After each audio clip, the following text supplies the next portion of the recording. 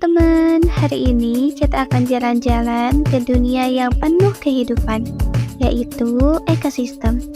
Yuk kita cari tahu bareng-bareng, apa sih ekosistem itu dan kenapa penting banget buat kita. Namun, sebelum kita lanjut ke materi, kita pelajari dulu capaian pembelajaran dan tujuannya ya. Untuk capaian pembelajaran, di fase ini, teman-teman akan diperkenalkan dengan sistem perangkat unsur yang saling terhubung satu sama lain dan berjalan dengan aturan-aturan tertentu untuk menjalankan fungsi tertentu, khususnya yang berkaitan dengan bagaimana alam dan kehidupan sosial saling berkaitan dalam konteks kebinekaan. Teman-teman melakukan suatu tindakan, mengambil suatu keputusan, atau menyelesaikan permasalahan yang berkaitan dengan kehidupan sehari-hari berdasarkan pemahaman terhadap materi yang dipelajari.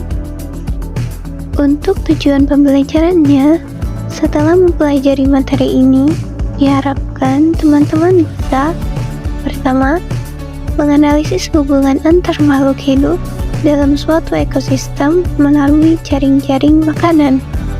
Kedua, mendeskripsikan proses transformasi antar makhluk hidup dalam suatu ekosistem.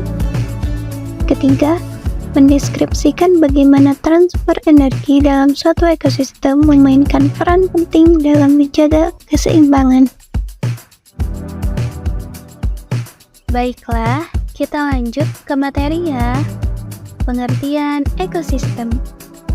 Ekosistem adalah tempat di mana makhluk hidup dan benda tak hidup bersama-sama dan saling mempengaruhi.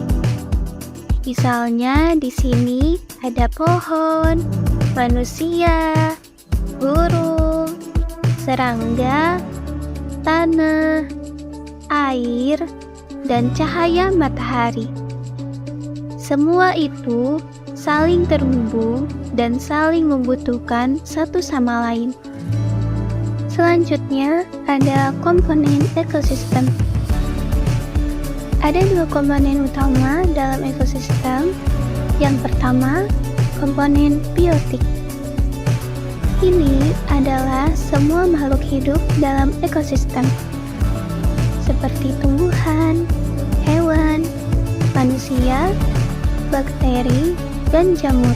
Makhluk hidup ini saling berinteraksi dan berfungsi untuk mendukung kelangsungan hidup ekosistem. Kedua, komponen abiotik. Ini adalah benda tak hidup dalam ekosistem seperti air, tanah, udara, dan cahaya matahari. Semua komponen abiotik ini mendukung kehidupan makhluk hidup dalam ekosistem. Makhluk hidup dan benda tak hidup ini saling bergantung satu sama lain. Misalnya, tanaman yang membutuhkan cahaya dan air untuk tumbuh, sementara hewan membutuhkan tanaman sebagai sumber makanan. Jenis-jenis ekosistem. Berdasarkan cara terbentuknya, ekosistem dibagi menjadi dua bagian. Pertama, ekosistem alami. Ekosistem yang terbentuk secara alami tanpa campur tangan manusia, seperti hutan, laut, sungai, dan danau. Ekosistem ini berlangsung dengan keseimbangannya sendiri. Kedua, ekosistem buatan. Ekosistem yang terbentuk karena campur tangan manusia, seperti kolam ikan, taman kota, sawah, dan kebun. Ekosistem ini seringkali dikelola manusia untuk kebutuhan tertentu, misalnya untuk pertanian atau pelestarian hewan. Berdasarkan tempatnya, ekosistem dibagi menjadi dua kategori utama. Pertama, ekosistem darat, seperti hutan, padang rumput, gurun, dan gunung. Ekosistem ini lebih banyak ditemukan di wilayah daratan. Kedua, ekosistem air, seperti sungai, laut, dan danau. Ekosistem ini terdapat di lingkungan perairan, baik itu air tawar maupun air laut. Selanjutnya, rantai makanan dan jaring-jaring makanan. Di dalam ekosistem, semua makhluk hidup saling terhubung lewat rantai makanan. Contohnya, rumput dimakan kelinci, kelinci dimakan rubah, rubah mati, bangkainya akan diuraikan oleh dekomposer, seperti bakteri atau jamur. Hasil penguraian ini akan menjadi nutrisi untuk tanah. Tanah yang subur membantu rumput tumbuh lagi, dan siklus kehidupan terus berjalan. Jadi, semua makhluk hidup itu saling terhubung dan saling bergantung ya. Namun, rantai makanan tidak selalu memiliki urutan atau proses yang panjang. Contohnya seperti ukuran gajah dewasa yang besar membuatnya tidak memiliki predator alami. Gajah makan beraneka macam tumbuhan. Di padang rumput Afrika, gajah suka makan rumput dan pohon akasia. Ini untuk contoh gambarnya. Lalu, tanaman yang sudah busuk merupakan sumber makanan bagi cacing tanah. Oleh karena itu, cacing tanah juga berperan sebagai dekomposer. Pada cacing tanah, rantai makanan bisa terjadi sebagai berikut. Selanjutnya, ekosistem laut. Di ekosistem laut, proses makanan dan energi berjalan dengan cara yang serupa dengan ekosistem darat. Dan ini adalah contoh rantai makanan di ekosistem laut. Fitoplankton, tumbuhan mikroskopis yang berada di permukaan laut dan melakukan fotosintesis. Zooplankton, hewan kecil yang memakan fitoplankton. Burung pelikan memakan zooplankton atau hewan laut kecil lainnya. Rumput laut dan lamun juga berperan sebagai produsen di ekosistem pantai dengan cara berfotosintesis dan menghasilkan oksigen. Selanjutnya, peran makhluk hidup dalam rantai makanan. Dalam rantai makanan, ada 3 peran utama yang harus kita pahami. Pertama, produsen. Tumbuhan berfungsi sebagai produsen karena bisa membuat makanan sendiri melalui proses fotosintesis. Kedua, konsumen. Hewan yang memakan makhluk hidup lain, misalnya kelinci yang memakan rumput atau rubah yang memakan kelinci, mereka memperoleh energi dari makhluk hidup lain. Ketiga, pengurai atau dekomposer. Organisme seperti bakteri dan jamur yang berperan untuk menguraikan sisa-sisa makhluk hidup dan mengembalikan nutrisi ke tanah agar bisa digunakan oleh tumbuhan untuk tumbuh kembali. Kalau rantai makanan jadi saling bertemu dan terhubung, kita menyebutnya jaring-jaring makanan. Selanjutnya, ada piramida makanan. Piramida makanan menggambarkan bagaimana energi bergerak dalam ekosistem. Di piramida makanan, produsen berada di dasar karena mereka menyerap energi matahari dan mengubahnya menjadi makanan. Di setiap tingkatan lebih tinggi, mengurangi jumlah energi yang tersedia. Mari kita pelajari gambar yang ada di sini. Produsen seperti rumput, bunga, tanaman yang membuat makanannya sendiri. Konsumen tingkat pertama seperti kelinci, kambing, kupu-kupu, dan belalang yang memakan produsen. Konsumen tingkat kedua seperti ular, burung pemangsa, musang, dan laba-laba yang memakan konsumen tingkat pertama. Dan konsumen tingkat ketiga seperti elang yang memakan konsumen tingkat kedua. Di piramida ini, setiap organisme mengalihkan energi ke organisme yang lebih tinggi dalam rantai makanan. Namun, hanya sekitar 10% energi yang diteruskan ke setiap tingkat lebih tinggi. Itulah mengapa piramida makanan sering digambarkan sebagai bentuk segitiga, karena makin tinggi tingkatannya, makin sedikit energi yang tersedia. Lanjut ke simbiosis. Simbiosis adalah hubungan antara dua makhluk hidup dalam ekosistem yang bisa berbeda-beda bentuknya. Pertama, simbiosis mutualisme, yaitu hubungan saling menguntungkan antara dua makhluk hidup. Contohnya seperti lebah dan bunga.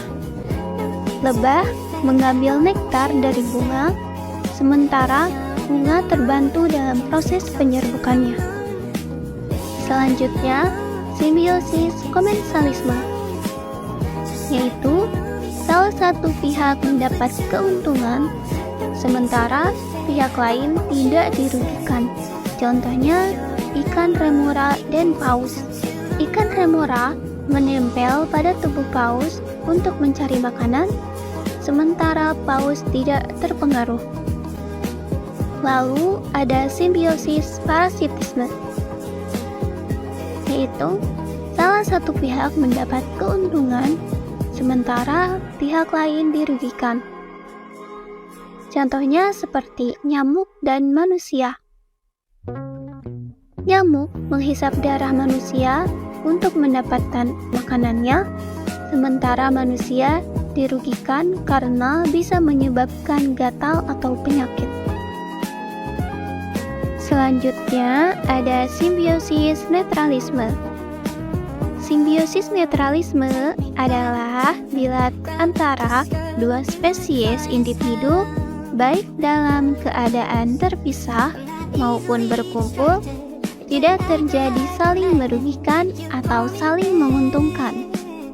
Contohnya, ayam dan kambing yang berada di halaman rumput, namun mereka tetap beraktivitas masing-masing.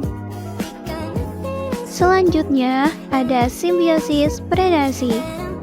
Simbiosis predasi adalah interaksi dari dua individu dalam populasi yang berbeda spesies, berupa makan dan dimakan, atau satu spesies memakan spesies lainnya. Individu yang memakan disebut predator dan yang dimakan disebut mangsa. Contohnya, harimau memakan kelinci.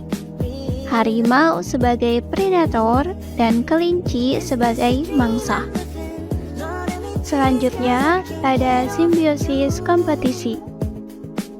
Simbiosis kompetisi adalah hubungan dua populasi yang hidup bersama dan saling mempengaruhi. Akibat adanya kebutuhan-kebutuhan akan bahan yang sama, sedangkan ketersediaan bahan tersebut terbatas. Contohnya, beberapa ekor kambing dan sapi yang bersama-sama makan di padang rumput. Selanjutnya, kita akan membahas tentang ekosistem tidak seimbang.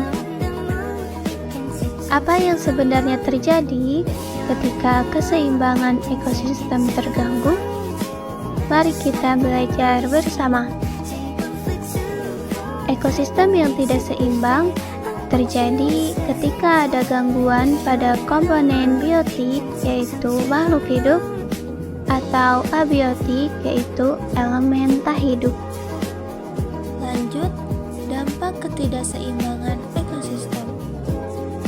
Ketidakseimbangan ekosistem memiliki berbagai dampak negatif, mulai dari ancaman terhadap kehidupan kerusakan lingkungan yang luas. Beberapa dampak utama meliputi pencemaran lingkungan, hilangnya keanekaragaman hayati, dan peningkatan risiko bencana alam. Semakin parah ketidakseimbangan ini, semakin besar pula dampak yang dirasakan.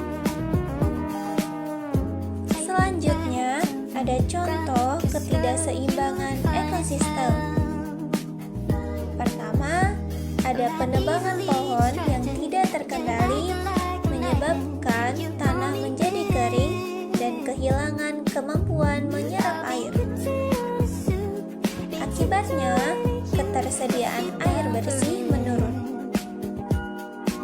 Kedua, ada kebakaran hutan membuat hewan kehilangan tempat tinggal dan makanan. Banyak hewan yang akhirnya bermigrasi ke daerah pemukiman manusia atau bahkan mati kelaparan karena habitat mereka rusak. Ketiga, rantai makanan terganggu karena banyak tumbuhan dan hewan kecil yang mati. Akibatnya, hewan-hewan lain kesulitan mencari makanan dan banyak yang ikut mati kelaparan.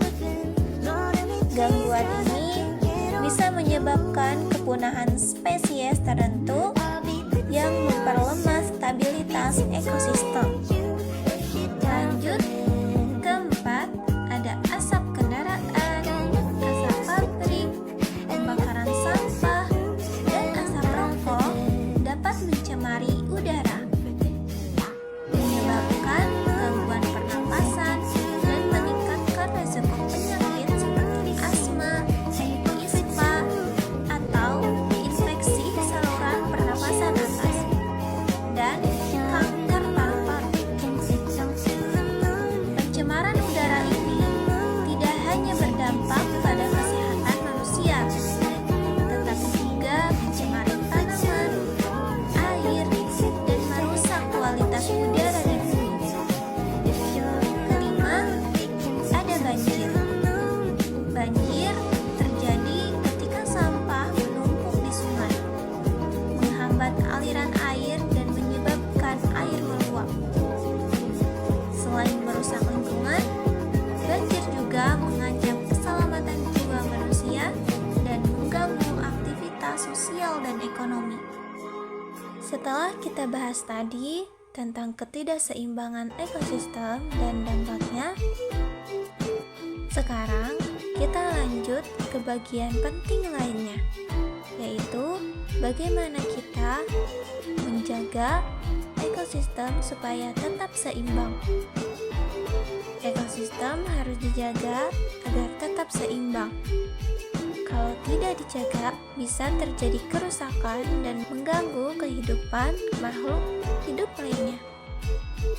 Beberapa cara menjaga ekosistem antara lain: tidak membuang sampah sembarangan, tidak menebang pohon sembarangan, menanam pohon, menghemat air dan energi, melestarikan hewan dan tumbuhan. Yuk jadi anak hebat yang cinta alam. Nah, sekarang teman-teman udah tahu kan tentang ekosistem? Mulai dari pengertian, komponennya, jenis-jenisnya, sampai gimana cara menjaganya. Ternyata penting banget ya buat kehidupan kita. Makanya, yuk mulai dari hal kecil buat menjaga bumi kita. Baik, sebelum selesai, ada beberapa pertanyaan untuk kalian. Pertanyaan pertama, mengapa makhluk hidup membutuhkan energi? Pertanyaan kedua, bagaimana transfer energi terjadi pada suatu ekosistem? Pertanyaan ketiga, menurut kalian, apakah hewan bisa memiliki peran yang berbeda dalam satu jaring-jaring makanan? Yuk kalian coba pikirin. Teman-teman semuanya, pembelajaran kali ini sudah selesai. Sampai jumpa di petualangan belajar berikutnya. Jangan lupa jaga alam, jaga ekosistem. Dan jangan lupa kerjakan LKPD yang sudah disiapkan ya.